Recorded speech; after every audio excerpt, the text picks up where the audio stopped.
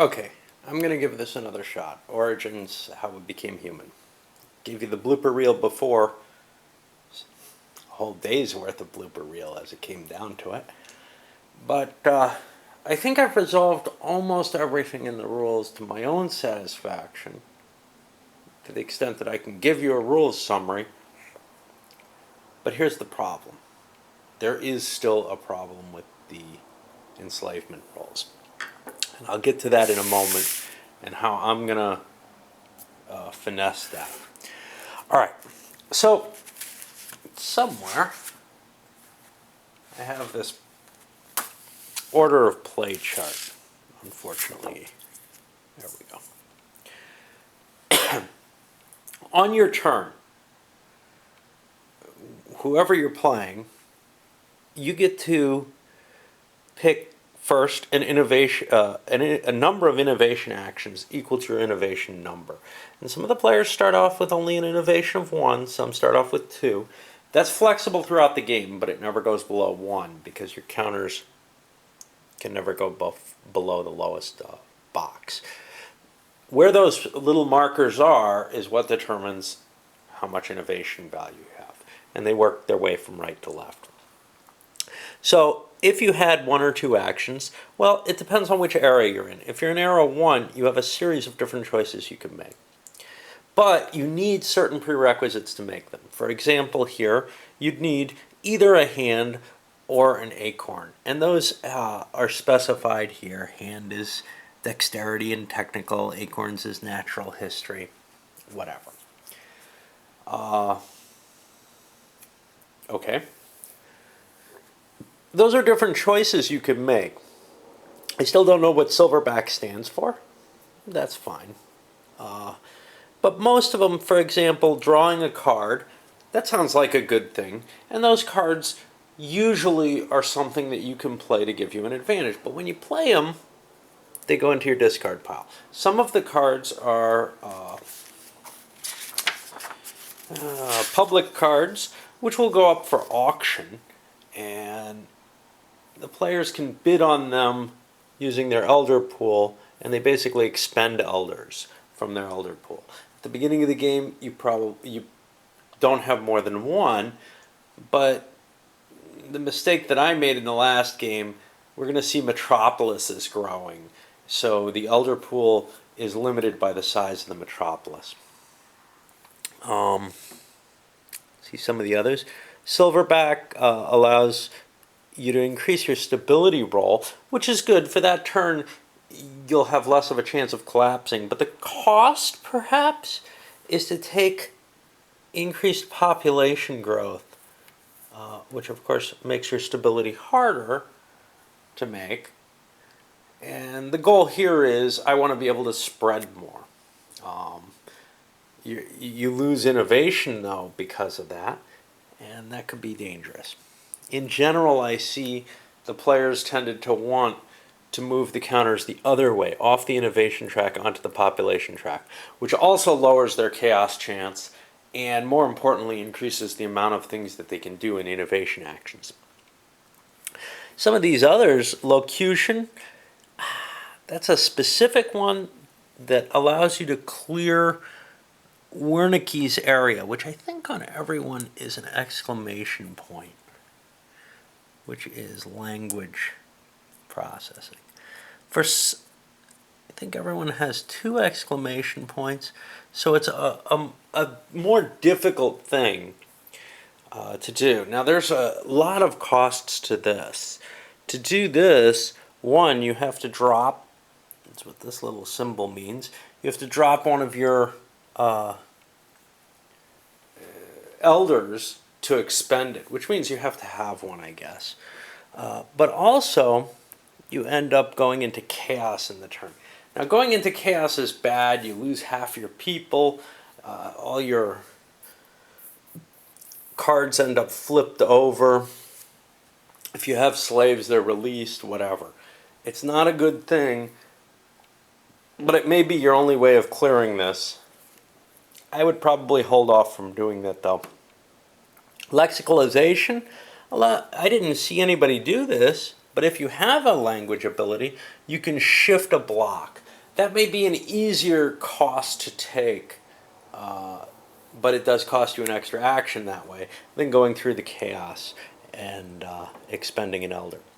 Storyteller is really cool. That allows you to recharge your elder. Now, we didn't see any of that in my previous play because people just weren't able to use their elders much, but this is a cheap action if you're bidding or something to allow you to reset an elder. And naturalist, and this is the one that didn't make any sense to me, allows you to, if you have either language or nature ability, to cultivate animals or plants. Okay, well, here's how this works. If you're adjacent to an area with an animal or a plant listed in it, you look up on there and you roll a die and add or subtract the number of pluses or minuses in that space. And you may have bonuses on your own. If your die roll ends up in one of these areas, then you pay whatever price, well, you have to have the prerequisite in the pink area. So, for example, for this, I'd need to have at least windmill, watermill. So that's kind of tough to do, but on the animal cultivation, it's fairly easy. Unless I get a 1, I can probably manage it.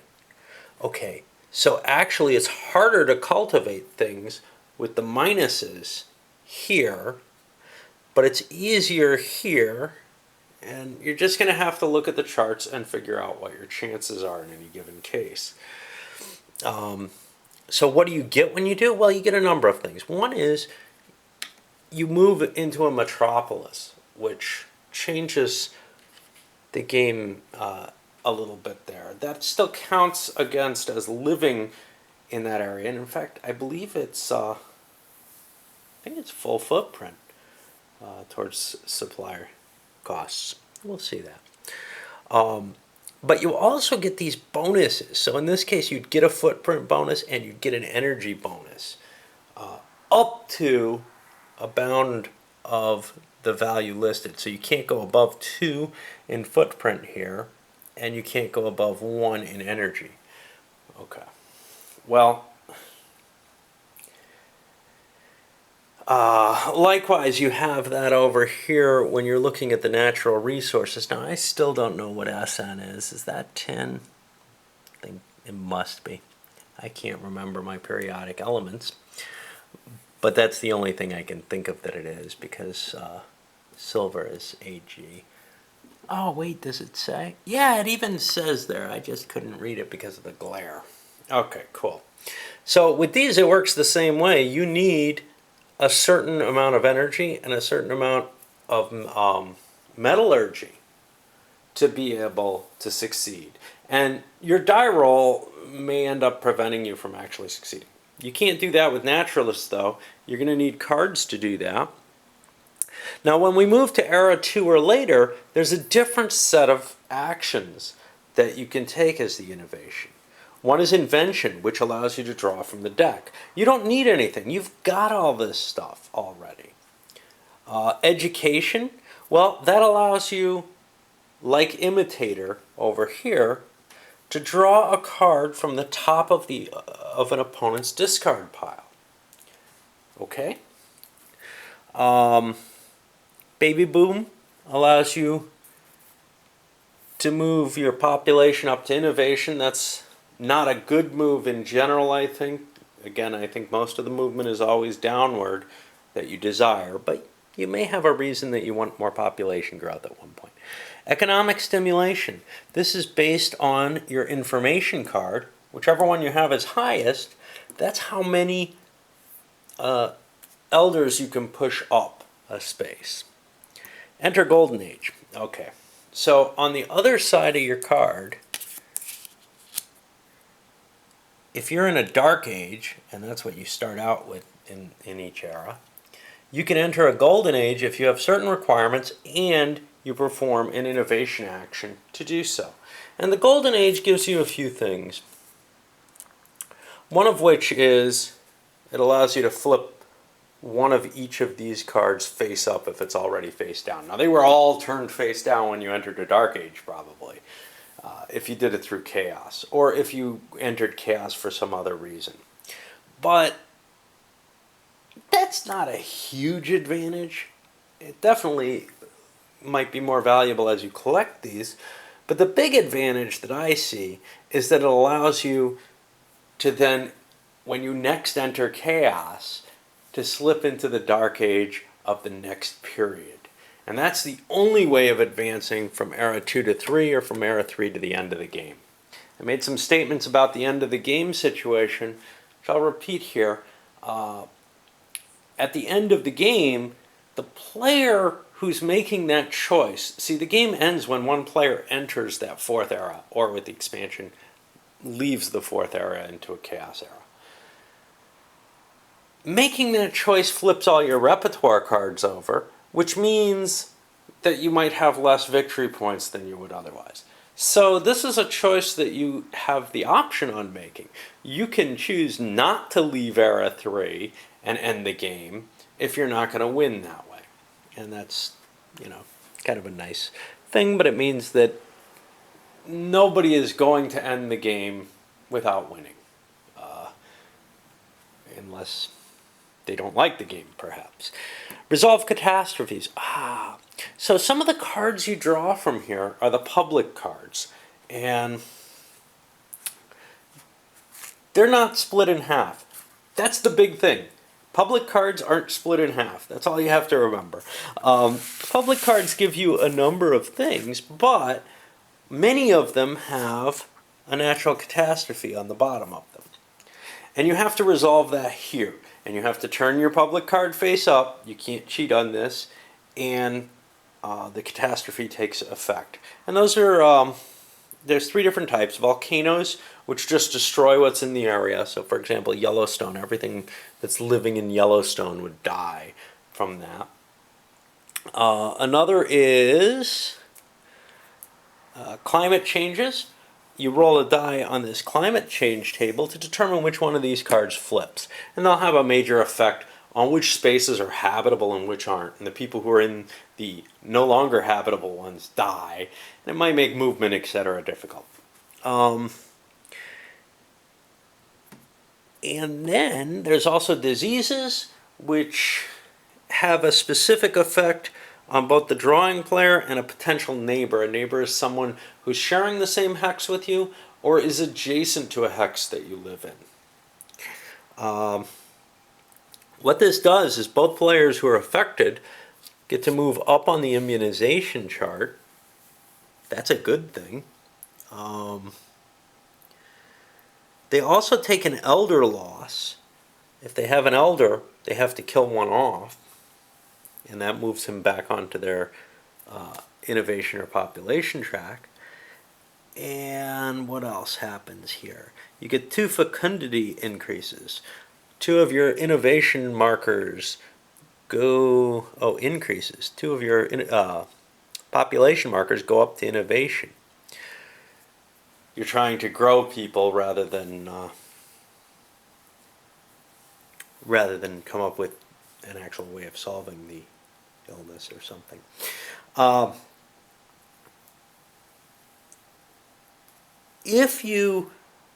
There'll be a number, a bound limit on the disease. If you've already reached that number, you're immune to that disease, and none of its effects take place on you.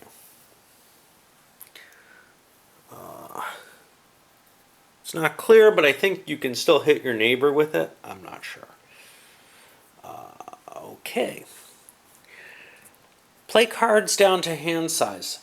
You're limited in the number of cards you can hold in your hand by 1 more than your largest information card. So you can always hold 1 card, but unless you have an information card, you can't hold more than that.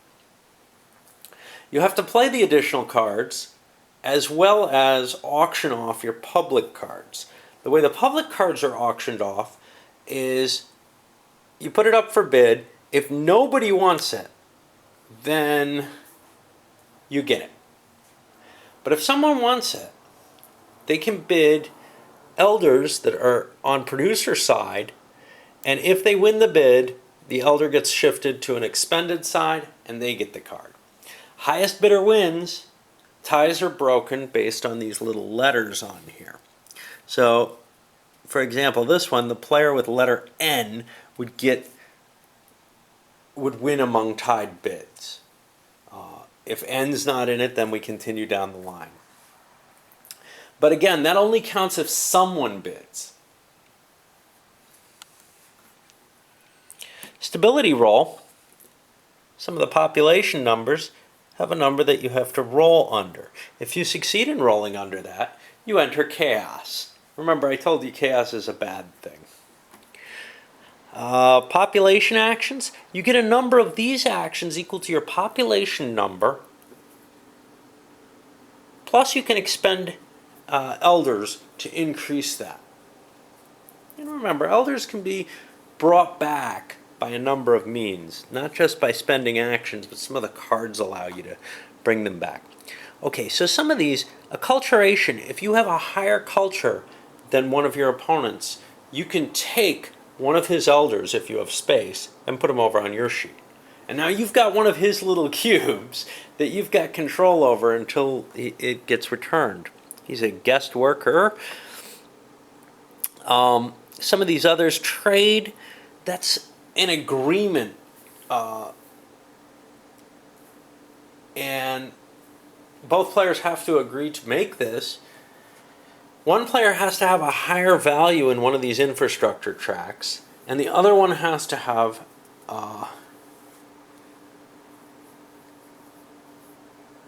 what is it, an elder, I think.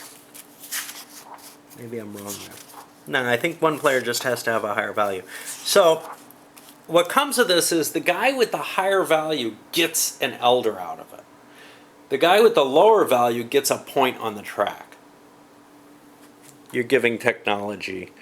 Urbanization, you're able to just shift somebody into a metropolis even though there's no roll on one of these tables and no domestication of minerals, plants, or animals. Yes, you domesticate minerals in this game. Sabine Raid, if you do an attack, you're allowed to do a ransack as a part of this attack. And that allows you to draw one of the cards from the discard pile.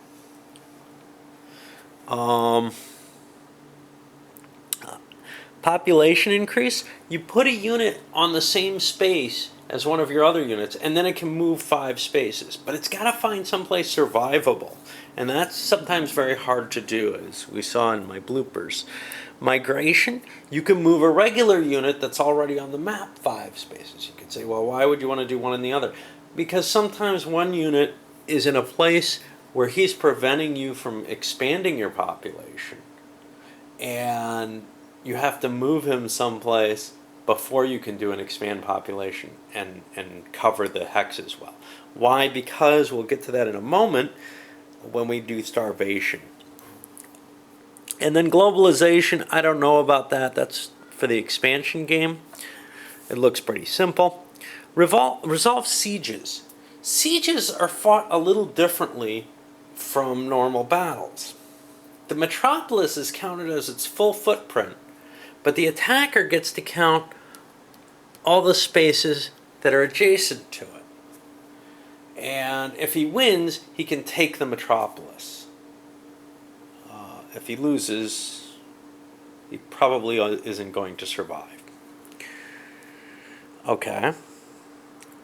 And then we go to resolve starvation. Only the player who's moving right now deals with starvation. He has a certain footprint. That's how many pieces can survive in a given area, in a given hex. If you're adjacent to a given hex, you have to make sure you can survive in that hex. If you're in the metropolis, you will survive. Well, but if anything's adjacent, it'll die off of anything of yours is adjacent. So, if I'm in a particular space, And there are other units, mine, anyone's, that are in hexes that I connect to, that are on the ring of the hex or sitting in the middle. They count against the survivability of that hex. I can live, I have a certain footprint, which is how many people can survive off a certain hex. It doesn't matter how technologically advanced all the other pieces are there, but the total number has to be equal to or less than the amount of pieces that I can have survive there. So for example, if you have a footprint of 2 and have a metropolis here, and I have a footprint of 5, I can still have 3 more pieces around your metropolis. Now, when it comes to your metropolis's turn, it's got problems because it might starve. My surrounding people are making the city unhappy. And that's a way to destroy them without sieging. Okay, that's the basic flow of the movement of the game. Let me go briefly into the end of the game and how you win, because although I've done that before, I think it helps provide the complete picture here. Okay, so like I was saying, the game ends when somebody enters into the Dark Age after the last era in the game. Basically, they have to choose, when they enter Chaos, to push it into the end of the game. How do you win? Well, you get points for the following things. You get points based on who you are. Let's see. So for example, this guy collects points for any cards that are face up, that are information cards. And he collects points for administrative cards. Wow, that's different than I thought. Okay. This guy collects points for stars, the culture and administrative. Information and administrative. Okay. On top of that, I'm missing something key here. I remember this looking differently on all of these. Okay. So this one gets points for information plus elders.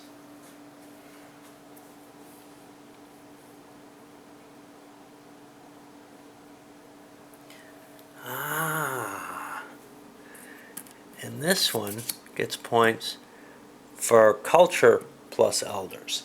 Now, having the elders on there is a bonus because they don't get destroyed to the same degree, at least for the final play of the game. They don't get destroyed to the same degree as your repertoire cards do.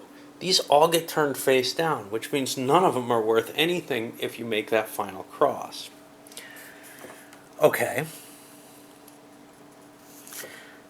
Now, to this you add your innovation and population. Innovation number, population number. Which means, in order to win, you either need, if you're one of these guys, you need to have a lot of innovation and population, because you're not going to get any points off these cards if you're the guy who pushes it over the edge. If you're not the guy who pushes it over the edge, well, it's probably not going over the edge if you're liable to win.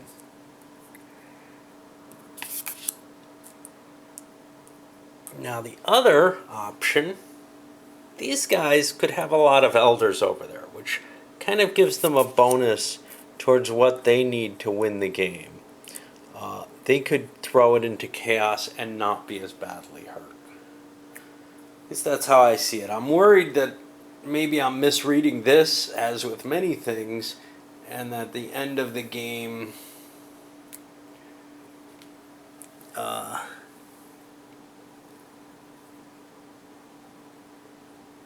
no, it counts suppressed or unsuppressed. Bonus! So I just lied to you again. Okay, so whatever cards you collected are worth points, and it doesn't matter at all. And So moving into the Dark Age is perfectly fine. Great. Okay. Well, hopefully this is a little bit more helpful than the previous ones. And hopefully I'll be able to play it well. Now here's the problem. Let me go into the point of contention here. It has to do with slaves. If you combat someone one-on-one and you both have the same metallurgy, you're both destroyed. This is the situation I saw a couple of times in my game. Okay? I think the way it's worded under footprint is not the infrastructure unit is advanced to the footprint track until they're equal, and then stack the slaver's unit on top of the enslaved being the infrastructure one, but being the physical ones on the board. Okay, if that's the case, still, when one person attacks another and both units are destroyed, what happens to the slave? How do you mark that? Obviously, this wasn't working because we had slaves who became no longer slaves and had no way back on the map. That was bothersome. What I'm going to do is I'm going to allow, if you're enslaved by that means, and the opponent has no metropolis, you end up going back to their home and becoming a slave in their home. And that kind of fits my view with the Babylonian captivity and all that.